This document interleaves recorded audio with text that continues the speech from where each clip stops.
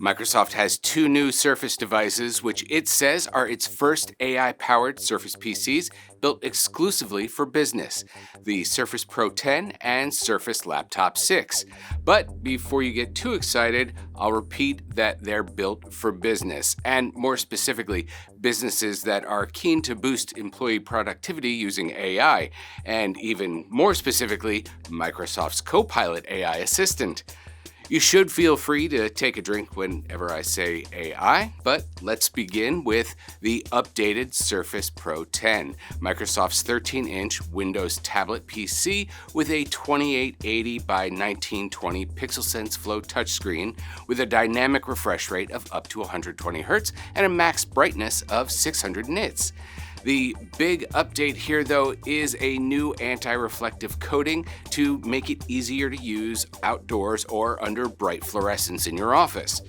There's also a new AI-enhanced 1440p ultra-wide Surface Studio camera that supports Windows Studio effects and has a 114-degree field of view.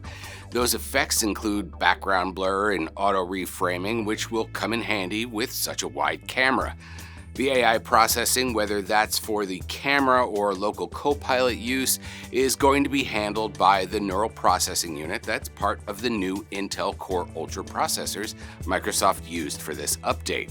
The NPU helps accelerate AI tasks, but also helps with battery since it doesn't hit power as hard as the CPU and GPU, and Microsoft claims up to 19 hours of battery life on this. There's a new detachable keyboard that adds a Copilot quick launch key. It's not included, and neither is a Surface Slim Pen, but you'll probably want at least one of them, if not both. There are three other things to appeal to enterprise and commercial users: an NFC reader for use with security keys like a YubiKey, and Microsoft added QR codes inside for repair instructions and icons that will tell you the number of screws and the driver you'll need to remove them. And lastly, you'll be able to get a 5G wireless version.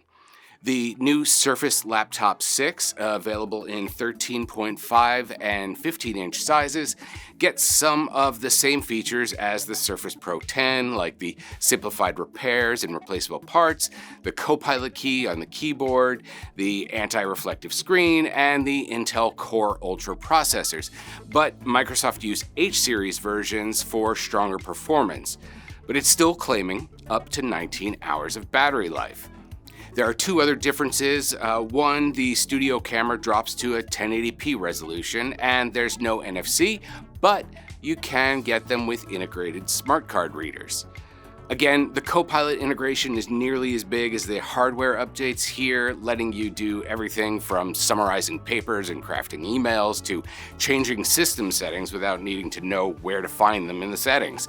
Microsoft also launched its adaptive accessories for commercial customers, improving accessibility for Surface devices and other devices. Those include a new Surface keyboard with bold key legends and brighter backlighting.